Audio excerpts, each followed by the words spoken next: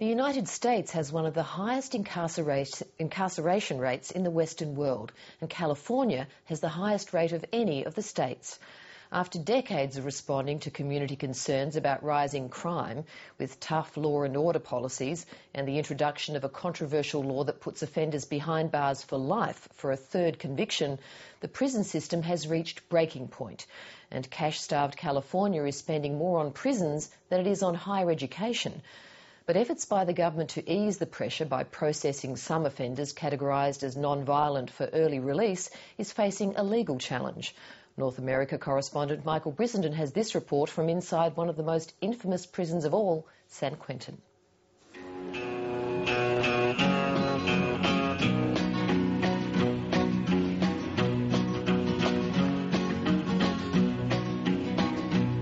San Quentin, you've been living hell to me.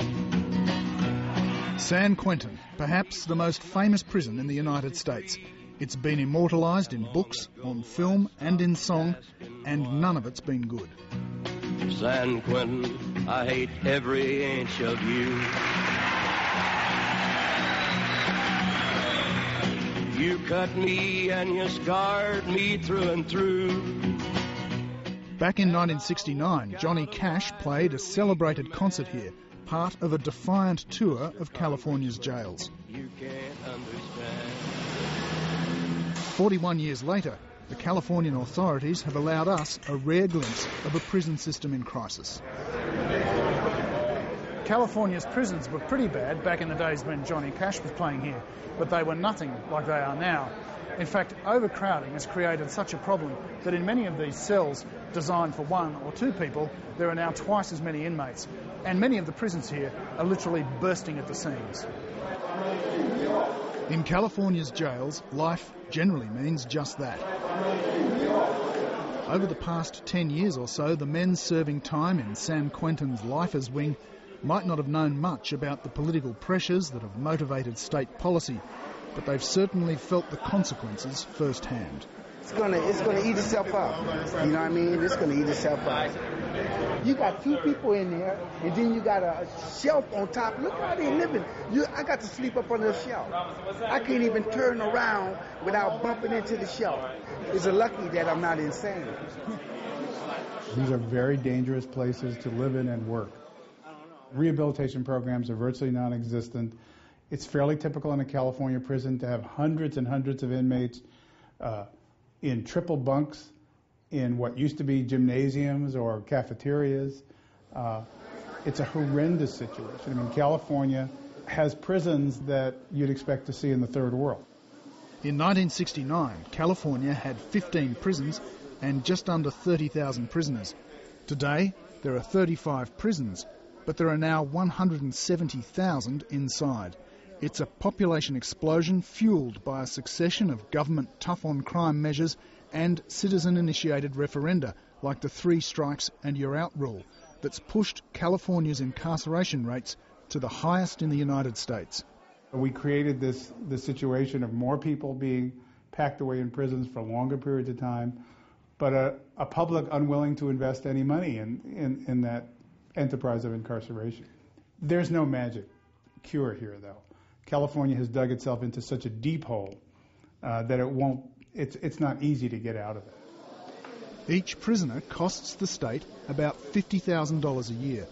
Last year, for the first time, California spent more on prisons than it did on higher education, a situation even the governor says is deplorable.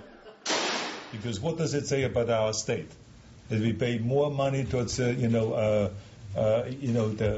prisons than our great students that we have in our future.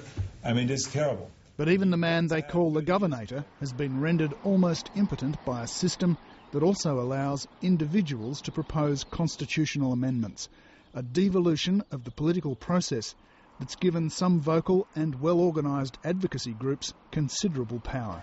What do you want to do with this? Nina Solarno-Ashford started the Crime Victims United group here after her sister was murdered in 1979. The group was at the forefront of the push for the 3 strikes and you're out initiative. Just last month, she filed a lawsuit seeking to block the government's plans to ease the pressure by giving early release to some prisoners who fit the non-violent category. Early release in our state prisons means we're going to be releasing child molesters, people who've committed domestic violence, people who have prostituted children, a lot of the pornography felons. Those are the type of people coming out. Elder abuse, physical child abuse. Those are technically nonviolent in California. California's nonviolent category is huge. And the violence inside the prisons has become a real problem. As the old film clips show, the prison population back in the 60s was mostly white. Not anymore. The largest prison system in the country is here, 170,000 people. 60% of those come from LA City. And the of course, a good number are Chicanos, Mexicanos, or Central Americans. In other words, the poor, the African Americans. I think close to 80% of the whole prison population is people of color. Today, the prisons are ruled by racially based gangs. Gang wars regularly erupt, and on average, 2 inmates a week are killed in gang-related violence. Inside, gang membership is often the only way to survive, but it's also a reflection of the destructive gang culture on the outside that blights many of the poorer districts of the big cities. This is Boyle Heights. It's probably has more gangs per capita than any other community in LA. Writer and activist Luis Rodriguez is a former member of one of the much-feared gangs that roam East LA. By the time he was 18, he'd lost 25 friends to gang violence and drug addiction. By then, he was a heroin addict serving a 6-year sentence. Gang life is a world defined by drugs, violence, and the revolving door of the prison system. And Luis Rodriguez says for young blacks and Latinos, it's difficult to stay above the fray. They have these gang injunctions, 40 of them. They have a whole neighborhood arrested, not just a gang. Anybody that looks like a gang member, meets with a gang member, does anything that might be construed to be criminally minded, they can stop you, arrest you. Torn by demands for a tougher approach on crime and a budget that this year is $20 billion in the red, the prison system is just one reflection of a deep political malaise that's affecting almost everything in California.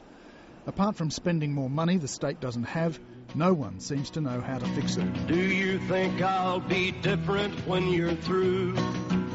But reform advocates like Barry Kinsberg say there's simply no way concerts like those played by Johnny Cash all those years ago would be possible today. It would be inconceivable to imagine that a famous artist could go into the California prisons and perform. I don't know where they would do it, how they would do it. May all the world forget you ever stood.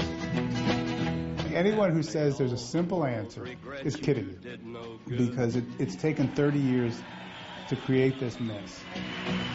San Quentin, I hate every inch of you. Michael Brissenden reporting there from California.